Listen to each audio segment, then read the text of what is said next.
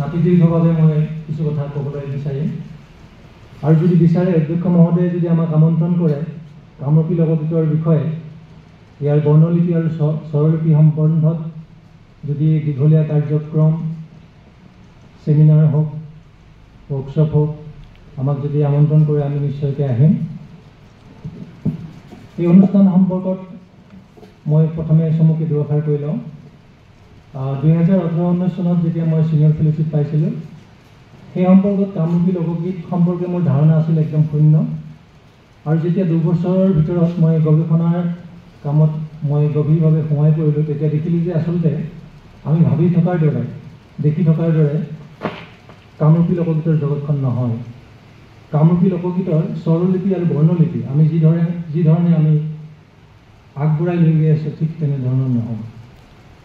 তো এই বিষয়ত মোৰ গভীৰ এটা অনুৰাগ জন্মিল আৰু তাৰ পিছত যদিওবা মোৰ 2 বছৰৰ ভিতৰত গৱেষণা সম্পূৰ্ণ হ'ল কিন্তু এই কাৰ্য মোৰ কেতিয়াও সমাপ্ত নহ'ল। মই এই কাৰ্য আৰম্ভ হোৱা বুলিয়ে ধৰিলোঁ আৰু এই কামটো যাতে মই গোটেই শিল্পী সমাজক লৈ আগবঢ়াই নিব পাৰোঁ তাৰ কাৰণেই কামৰূপী লোকগীত চৰ্চা কেন্দ্ৰৰ জন্ম হ'ল।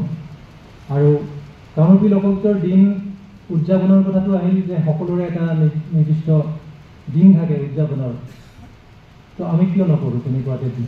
আৰু তেনেকুৱা এটা দিন আমি উদযাপন কৰাৰ কাৰণে পুৰুষোত্তম দাসদেৱৰ জন্মদিনটো এই কাৰণেই বাছি দিলোঁ যে আজি পুৰুষোত্তম দাসদেৱে উদ্যোগ নোলোৱা হ'লে কামৰূপী লোকগীতটো লোকগীত হিচাপে আছিলে, কামৰূপী লোকগীতৰ নামাকৰণ নহ'লহেঁতেন আৰু আনুষ্ঠানিকভাৱে অনাতাঁৰ যোগে স্বীকৃতি নাপালেহেঁতেন।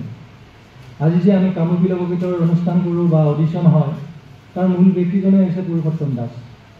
অৱশ্যে আকাশবাণী গুৱাহাটী কেন্দ্ৰ আৰম্ভ হোৱাৰ বহু পূৰ্বেই তেখেতে এই উদ্যোগটো লৈছিলে। যেতিয়া কলকাতাত আছিলে সেয়া হয়তো 1934 চনমানৰ কথা 37 চনৰ কথা তেতিয়াই তেখেতে সেইটো আৰম্ভ কৰিছিলে।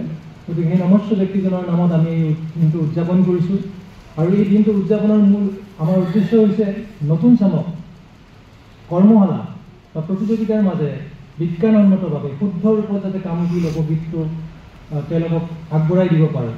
আৰু প্ৰবীণ শিল্পীসকল যিসকলে দীৰ্ঘকাল এই কামৰূপী লোকগীতৰ লগত জড়িত হৈ জীৱন উৎসৰ্গা কৰিলে সেইসকলক সন্মান জনোৱা সম্বৰ্ধনা জনোৱা আৰু তেওঁলোকৰ মনৰ কথা জানা আৰু তাৰ মাজেৰে আমি এটা বাট তৈয়াৰ কৰা যি বাটে আমাৰ এই কামৰূপী লোকগীতৰ সৌন্দৰ্য আৰু মৰ্যাদা অক্ষুণ্ণ ৰাখি আমাক অনাগত দিনলৈ আগবঢ়াই লৈ যাব পাৰে। মই চমুকৈ কিছু কথা কৈ লওঁ। লোকগীতৰ সাধাৰণতে বিশ্বৰ যিকোনো লোকগীতৰ 4টাই মূল বৈশিষ্ট্য আপোনালোকে জানে। লোকভাষা, গ্ৰাম্যসুৰ, লোকবাদ্য আৰু গ্ৰাম্যকণ্ঠ। আৰু কামৰূপী লোকগীতৰ ক্ষেত্ৰত কামৰূপী লোকগীতৰ এই 4টা নিজা বৈশিষ্ট্য আছে আৰু এই বৈশিষ্ট্যবিলাক ক্ৰমান্বয়ে আজি আধুনিকতাৰ ধামধুমীয়াত হেৰাই যাবলৈ উপক্ৰম হৈছে। যেনেকৈ আজি কামৰূপী লোকগীতৰ ভাষা কামৰূপী ভাষাটো মান্য ভাষাৰ প্ৰভাৱত প্ৰায় মান্য ভাষাই চেতি খুন্দি আনিছে। তেনেকৈ আমাৰ গ্ৰাম্য সুৰটো এতিয়া আধুনিক সুৰে চেতি খুন্দি আহিছে। গ্ৰাম্যকণ্ঠ বুলিবলৈ আজিকালি নাই। আজিকালি যিটো আমাৰ হেমন্ত বিশ্বাস ছাৰে কণ্ঠৰ 3টা ভাগ ৰাখিছিলে তাৰে যিটো গ্ৰাম্যকণ্ঠ নবীন চামৰ মাজত নায়েই আজিকালি। আৰু লোকবাদ্য এতিয়া লোকবাদ্য আপোনাৰ আধুনিক বাদ্যতহে লোকগীত গায়। হেমন্ত বিশ্বাস ছাৰে কৈ গৈছে যে লোকবাদ্য যদি নবজায় কিন্তু লোকগীত হ'ব নোৱাৰে, তাৰ মেজাজটো সলনি হৈ যায়। যদি দতৰা ডগৰ নাবাজে, যদি অত্যাধুনিক বাদ্য বা পাশ্চাত্য বাদ্যত যদি আমাৰ লোকগীত এটা গায় সেইটো আৰু লোকগীত হৈ নাথাকে। এতিয়া মই আহিছোঁ লোকভাষালৈ। আমি কওঁ যে কামৰূপী লোকগীতৰ ভাষাটো লোকভাষা। লোকভাষাটো কি বস্তু? লোকভাষাটো লোকৰ মুখে মুখে প্ৰচলিত ভাষা। কিন্তু কামৰূপী লোকগীতৰ ক্ষেত্ৰত যদি আপোনালোকে চায় আমি কামৰূপী লোকগীতৰ 2টা পৰ্যায়ৰ ভাষাটো পাওঁ। কামৰূপী ভাষাটো এটা মধ্যযুগৰ কামৰূপী ভাষা যিটো হেম সৰস্বতীৰ প্ৰহ্লাদ চৰিত্ৰৰ পৰা আৰম্ভ হৈছিলে আপোনাৰ বলৰাম দ্বিজলৈকে হেমচন্দ্ৰ গোস্বামীয়ে যিটো শ্ৰেণীবিভাগ কৰিছে সেই মধ্যযুগৰ ভাষাটোত বিশুদ্ধ কামৰূপী ভাষা।